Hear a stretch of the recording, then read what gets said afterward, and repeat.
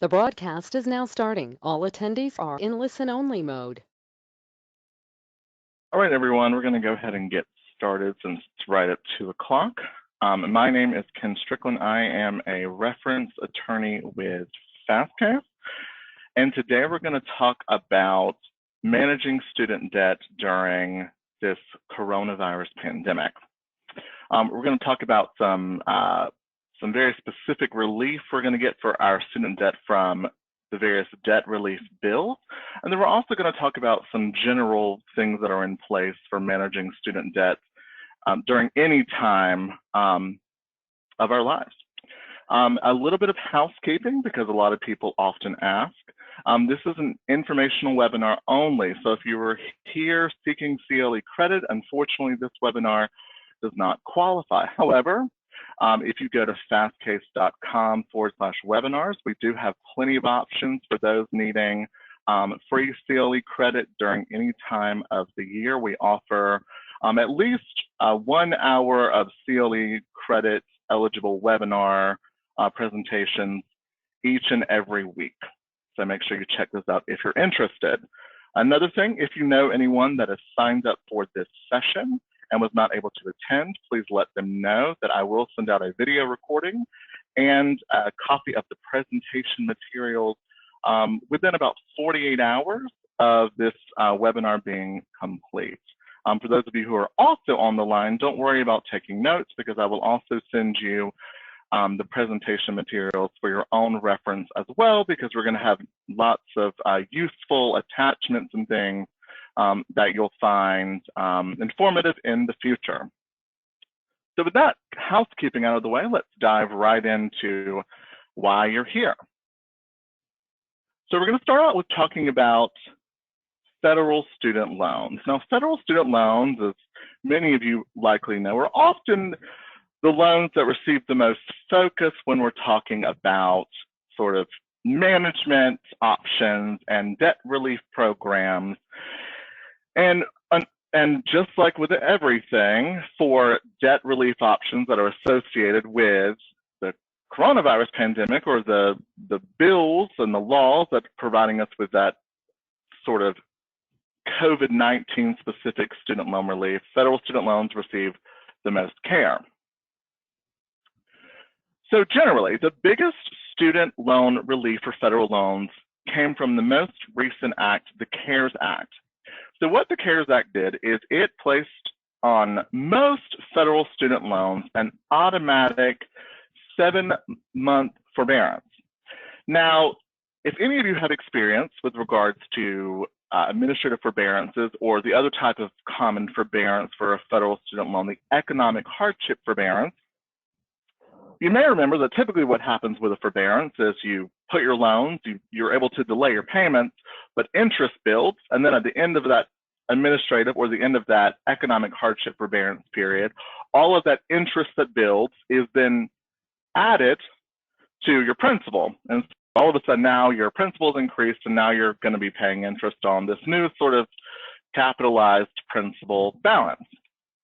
The nice thing about this automatic administrative forbearance is it is an exception to the rule. So it is a 7-month forbearance period. It was made retroactive, so we're stepping back to March 13th, and we're running through September 30th, meaning that if you have an eligible federal student loan, the next payment on your federal student loans is going to be October 30th of 2020. Now, the nice thing about this sort of exception, this exceptional forbearance, is a number of things. Number one, the entire 7-month period is going to continue to count as if you were making a payment. So if you are a person who is trying to make progress toward public student or public service, loan forgiveness, you are going to get 7 months of credit toward that 10-year term of payments. Additionally, if you are a person who is under an income-driven, or also known as an income-based repayment plan for your federal student loans, you're also going to get credit for 7 months of payments toward those loan cancellation provisions. Now, Some other useful things to note is that if you have made a student loan payment because this administrative forbearance period has been made retroactive, if you made a student loan payment on your federal student loans from March 13th to March 30th, you should reach out to your loan servicer because you should be eligible for a refund on that payment made. Now, the same thing, because this administrative forbearance also requires that all collection activity stop. So if you were a person, let's say that you were eligible for a tax refund and you had a portion of that tax refund removed because you were in arrears on your federal student loan payments, you should also be eligible for a refund for that amount of your tax refund that was taken, because all collection activity, garnishments, etc., must cease during this period from March 13th through September 30th. And then the last and most common exception to remember about this administrative forbearance period is that it also applies to loan rehabilitation. If you are not familiar with loan rehabilitation is a one-time get out of default free card for a federal student loan. If you want more information, if you are a person who is behind on your federal student loans and you want more information about the loan rehabilitation option, now is the perfect time to inquire. Send me an email. I'll put my email on the final slide.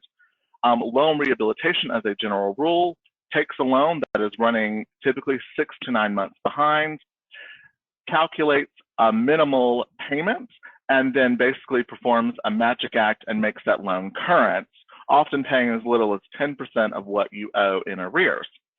Now, the reason why I say this could be the perfect time to consider loan rehabilitation is because for 7 months, you could actually have those rehabilitation payments made. So typically loan rehabilitation payments are made for 9 months. Under this administrative forbearance, you could have 7 of those 9 months sort of payment credit given for rehabilitation without having to actually make a payment.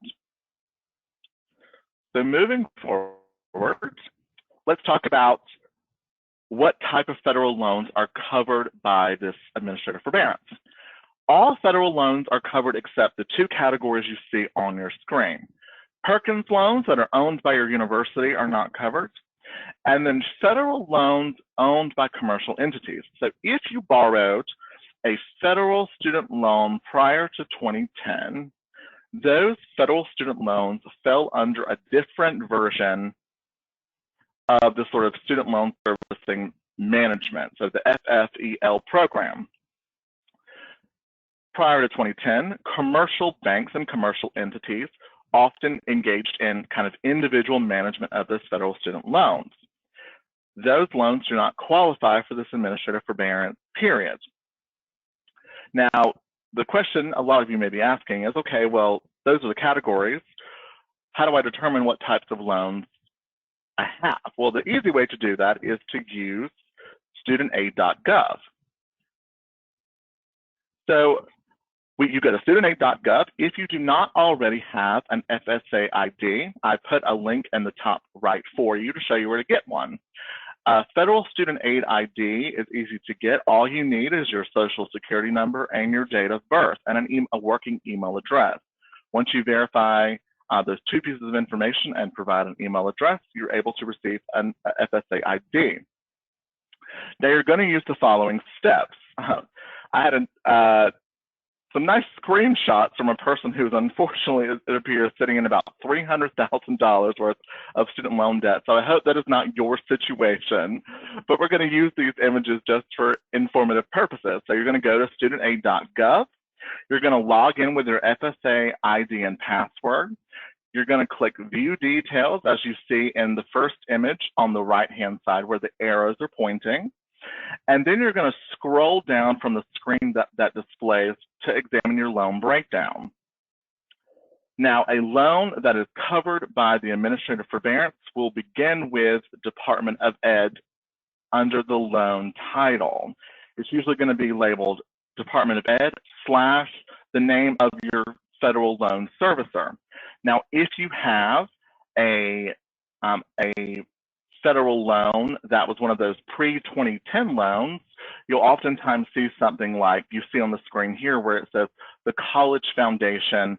That was a common servicer of those federal student loans prior to 2010. And then, of course, the way you tell if you have a Perkins loan is typically you'll see your loan is serviced by the name of a university. Now, the other thing you need to check when you're examining what types of federal loans you do have is also make sure that the eligible student loans are reflecting that the next payment is due on, as I was telling you before, on October 30th of 2020. And I will make one side note, Parents Plus loans are also eligible for this administrative forbearance period. So if you are a person who has taken out Parent Plus loans for your children or eligible dependents, they are also covered by this administrative forbearance period. So what do you do if you do not have eligible federal student loans? Well, the only option you can do right now is federal loan consolidation. If you have not done federal student loan consolidation, it is a free program that basically takes all of your federal student loans, including those ineligible loans, so your Perkins loans and your federal student loans that are serviced by commercial entities, so those pre-2010 federal student loans. It averages them all together, places them under a 30-year repayment term, gives you an interest rate that corresponds with the average of every single individual loan, and then makes you eligible for this administrative forbearance period. I reemphasized that once more, interest does not build, does not capitalize during this 7-month administrative forbearance period. I've also placed a link on the screen for you to be able to access with the direct consolidation loan application. I myself have done that loan consolidation application. It is quite easy to do, and if anything, it makes managing, at least for me, it made managing my individual federal student loans a little bit easier. Make sure you pay attention to the frequently asked questions on that page, because loan consolidation is not right for everyone. The nice thing about where the link is going to take you is they have a very clear and very direct information Q&A, frequently asked questions, and they also have a lovely support line that does not experience lofty wait times even during COVID-19, which can be useful when we're talking about managing our student loan debt. Moving forward, so let's talk about what you can do now besides loan consolidation if needed, some other actions you can take. So I want everyone listening to this webinar on starting August 20th of 2020 or no later than August 20th of 2020 to know exactly what repayment plan you are going to be interested in for your federal student loans. One caveat of this administrative forbearance is the following.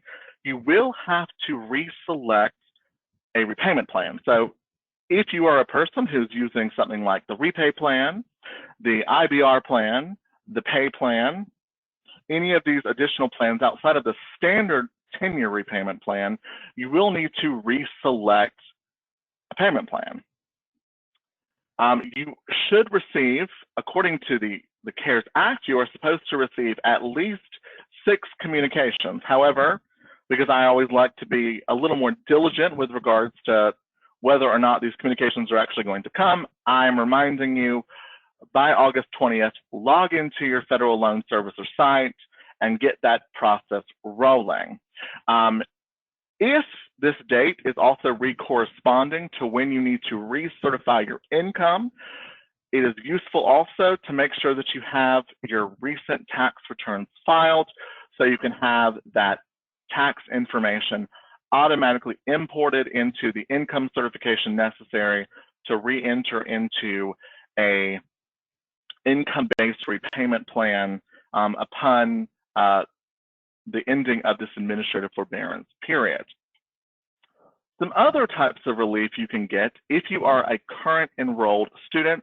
So let's say that you are a current enrolled are a currently enrolled law student, the CARES Act is also providing your university with some additional, there are optional provisions that will be useful for you to contact your university financial aid office to inquire about.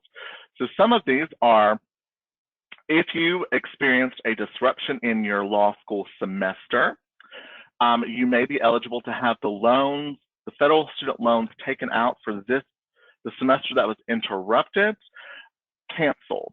Another relief that is more likely than not going to be provided by the Department of Education is that your loan limits, so as we know with regards to Stafford loans and Grad Plus loans, there is a loan limit for how much you can borrow. The loan limit should not reflect the amount of loans you took out during a semester that was interrupted. And as we know, because most states have some version of a stay-at-home order in place, most law schools within those states should be eligible to not only have those loans canceled, but also have their loan limit caps not reflect the amount borrowed during this current term. So make sure you inquire with your law school or university financial aid office just to confirm. And then a couple of other things to note is if you are making progress toward public service loan forgiveness, I have placed a link in this presentation to the new certification form. So at the end of this 7-month forbearance period, make sure that you submit that form to the Department of Education to confirm that all 7 months of this administrative forbearance period has counted toward your progress toward that 10-year payment progress required by public service loan forgiveness. It is imperative that you turn in the certification form. We all know that if we follow the news around public service loan forgiveness, that it is a great program if you can make it work, but it often requires a lot of groundwork on behalf of the borrower. So submit that form. If you do not get the answer you want when you submit the form the first time, submit it the second and third time if necessary. I once submitted a public service loan forgiveness certification form 6 times until I got the confirmation back from the Department of Education reflecting the correct payment progress. So, like I said, it's a great program because you could potentially have all of your federal student loans forgiven, but you have to be prepared to pound the virtual pavement. And then last but not least, if you are currently making automatic payments on your federal student loans, some loan servicers are not stopping those payments automatically. So unless you want to continue making payments during this term, go online to your federal student loan servicer and make sure you're stopping those automatic payments. They should be reflecting as 0, but loan servicers are ran by humans, and sometimes it's good just to double check. And the same with the end of this administrative forbearance period. If you want to restart your automatic payments, check to make sure that those are being processed accordingly. So now let's talk about private student loans. So the type of student loan that hopefully for a lot of people on this line is less common, but if you were like myself, I did have a modest amount of private student loans because during undergrad, as we know, our federal student loan caps are much lower than the caps we have for graduate studies. So what do we have for private student loans? Unfortunately, we do not have much in the way of a sort of congressionally mandated form of relief for our private student loans. However, what I did instead was I went through and I called 26 of the major providers of private student loans. And from every single one of the major private student loan providers from these financial institutions, I received a confirmation from every single one that at least a month of payment forbearance and or deferral was available. Now on your screen here, you see the terms or the sort of forbearance or deferral options that are available by the largest providers. I've also added a note here. So the ones you see reflected on your screen are the financial institutions that have made their deferral or forbearance options during COVID-19 for private student loans public. They have promised to provide these terms. For the remainder of the financial institutions, what I was told by these institutions is that they are on a case-by-case basis. However, every one of the financial institutions is providing at least a month of forbearance period or deferral period. Now, whether or not interest accrues or doesn't accrue seems to be one of those areas of mystery, because that is not something that these financial institutions were willing to confirm or deny. So the best option we have is to call your private student loan servicers and get that information directly. I've also put a note here. If you have a private student loan provider that is not on the major list here, and you're interested or you cannot locate the contact information for where to go to acquire access to the private student loan forbearance or deferral periods, feel free to send me an email. Hopefully I will have a PDF list available for you when I send out this presentation, but just in case you do not see the contact information on that list, reach out to me directly for assistance. However, outside of forbearances and deferrals, there are other types of relief being offered. So let's talk about other forms of financial relief. So if we can't get a forbearance or a deferral, the other way we can really think about it is, okay, well, let's talk about some general financial relief. So the first one is, if you are employed, contact your employer about direct assistance. So the CARES Act is allowing an employer to provide to any employee with federal and or private student loans relief. So direct payments of up to $5,250 that is tax deductible for the employer, and that is tax-free for you, the employee or the recipient.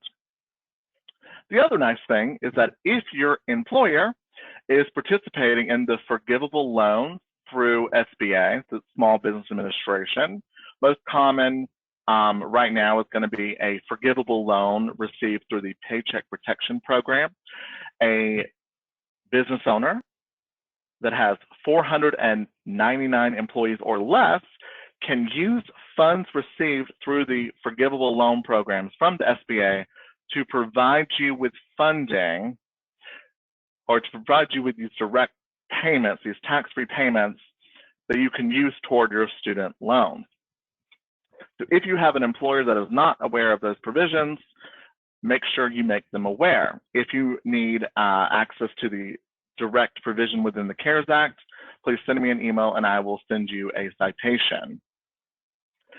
Other forms of financial relief are state unemployment. Now, if you are a law student and you are sitting on this line, you might be thinking, well, I'm not working in law school, so what can I get from unemployment? Well, the CARES Act provided an unemployment extension program known as the Pandemic Unemployment Assistance Provision. Now, what this is going to do is it's going to make unemployment funds available for people who would typically not be eligible. Gig workers, people with limited and or not recent employment history, and even recent graduates who, let's say you had been offered a job and you were going to start a job, had it not been for the fact that the coronavirus disrupted your ability to start that job. All of those categories of persons with this new sort of unemployment assistance provision would be eligible to receive unemployment compensation from your state. So make sure you inquire. I've also placed a link here to the most recent guidance from the federal government about this, about the federal funds for this sort of unemployment compensation extension or expansion. LRAP programs, if you have never considered a state loan repayment assistance program, now is the time. There is a link here to the American Bar Association listings page. Generally put, an LRAP program is going to provide a person with some sort of financial assistance toward loans taken out for legal studies. And then last but not least, do not discount the stimulus check. The most recent IRS guidance that has come out has now told us that a person does not have to have a history of earning income, or a person does not have to presently be earning any income in order to qualify for the $1,200 stimulus check. I have placed a link here to the IRS frequently asked questions confirming that new updated information, because that was an area of inquiry that people were wondering about. People were wondering, okay, well, if I don't have a job, do I qualify for the stimulus check? The answer is yes, as long as you are not being claimed as a dependent on anyone else's tax return. Now, if you are eligible, you need to have a 2018 or a 2019 tax return filed. However, if you are, for whatever reason, because you have limited income or no income, you have not been required to file a tax return, there will shortly be available an online form via the IRS that will allow you to input your information and receive an automatic deposit of the stimulus check. Otherwise, the direct deposit is going to be derived from the information you provide on your most recently filed tax return. So online form available in 2 weeks. Otherwise, using the information that is provided on your most recently filed tax return.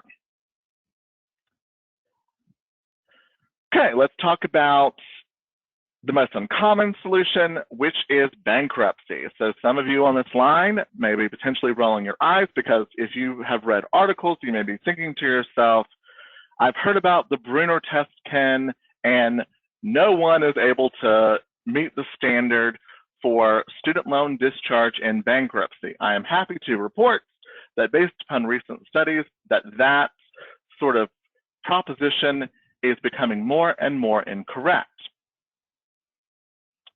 So the standard for discharging our student loans in bankruptcy is the following.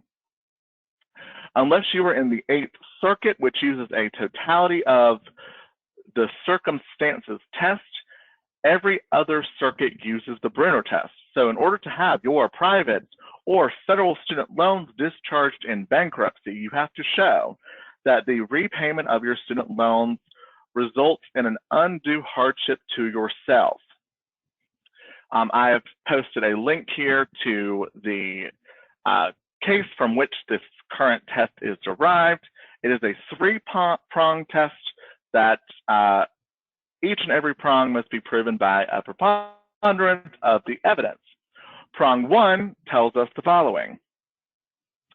It asks, can you maintain a minimal standard of living for yourself and your associated dependents if you are required to repay your student loans?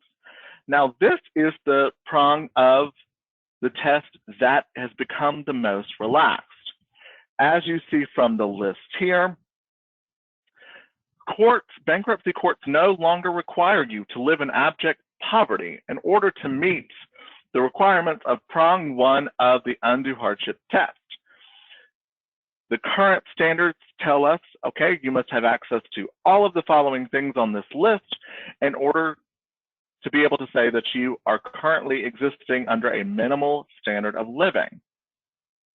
As my favorite quote says, a minimal standard of living mandates that a borrower not live in poverty in order to qualify for a discharge of their student loan obligation. In the past, I would say in the past decade, this was a really harsh prong to meet, because oftentimes courts will say, okay, well, a person, they don't need access to a telephone. They don't need access to, a source of recreation. Courts are now saying, a person cannot be forced to live in these kind of impoverished standards throughout the entirety of a student loan repayment term. So they've explicitly relaxed this prong as you see on the list here.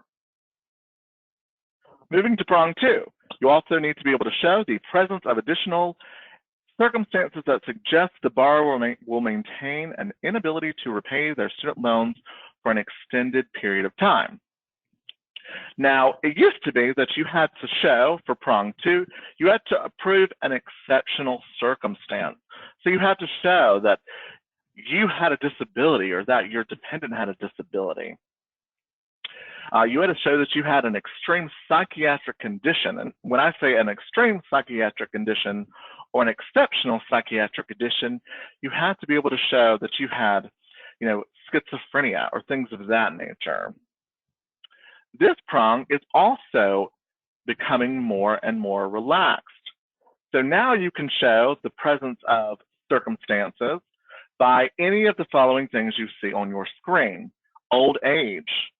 If you were, let's say, working in the field of law and you took, your last known employment was 20 years ago, that is also a relevant circumstance to show that you can meet this prong.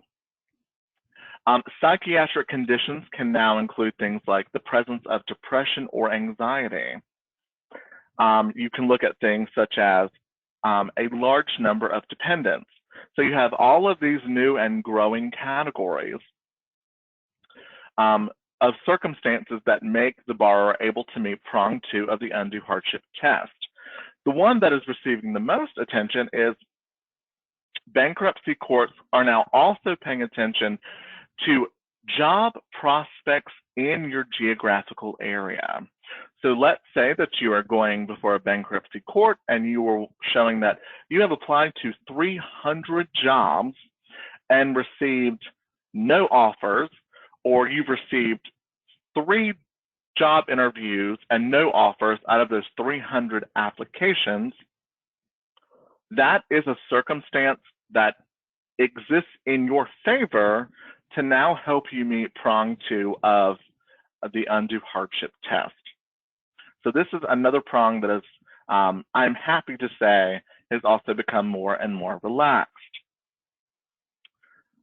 So moving to prong 3. Now this is typically the easiest prong to meet.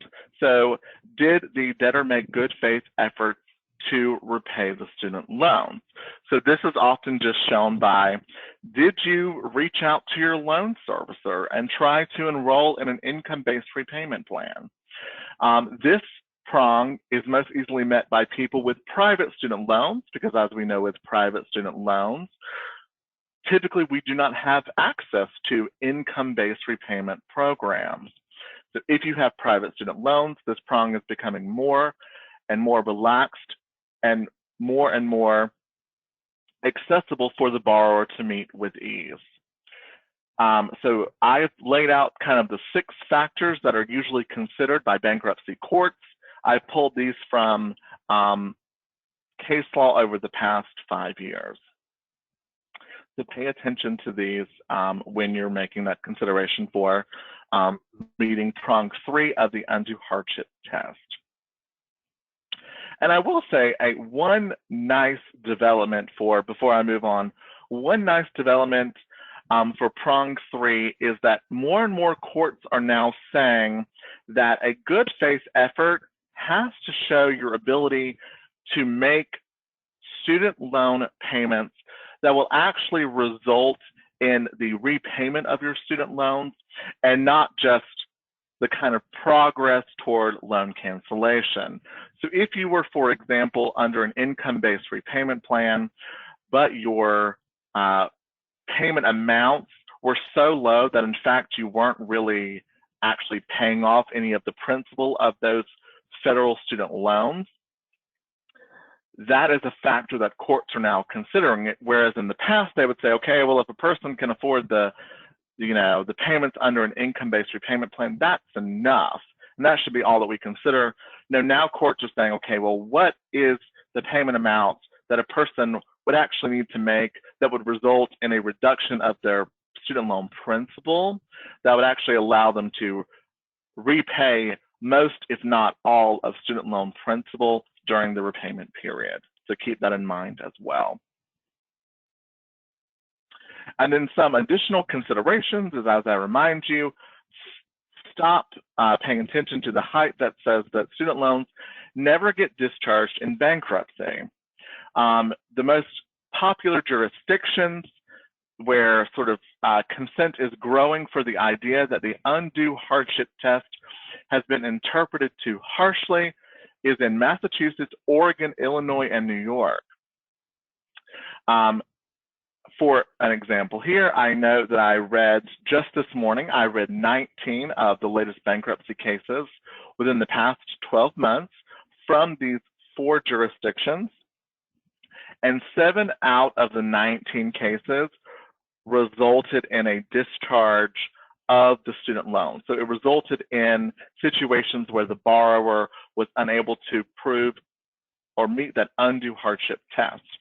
And then I'm also going to place it's hyperlinked for you when you receive these presentation materials, a hyperlink to what I consider to be the most thorough discussion of what a more relaxed interpretation of this undue hardship test now looks like.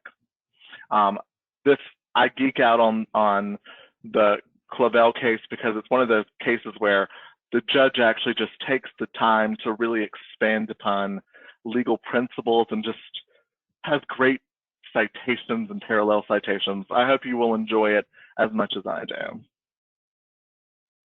All right. So the last thing, this is for additional student debt management reading. I worked on a volunteer project recently, developing in conjunction with Equal Justice Works a nice ebook for managing student debt. We just did a recent update for it. I've placed a link here for you. There's no registration forms. You don't have to put in your email address. It's available for you free of charge. It's just under 80 pages. So if you want some more elaborate reading on the changes in the undue hardship test, if you want to read about the various repayment plans, public service loan forgiveness, how to apply, things of that nature, take some time and read through the ebook. Once more, there will be a hyperlink available for you in the presentation materials that you receive. All right, so we are right at 37 minutes.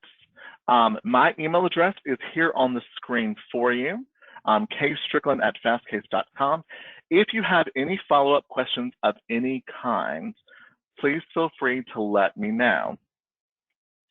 Otherwise, it has been my pleasure to provide you with these resources. I hope you have found this presentation useful for you. To reiterate, expect a video recording of this webinar as well as a copy of the presentation slides coming to you within 48 hours. And all in all, enjoy the rest of your week, everyone, and thanks for attending the webinar.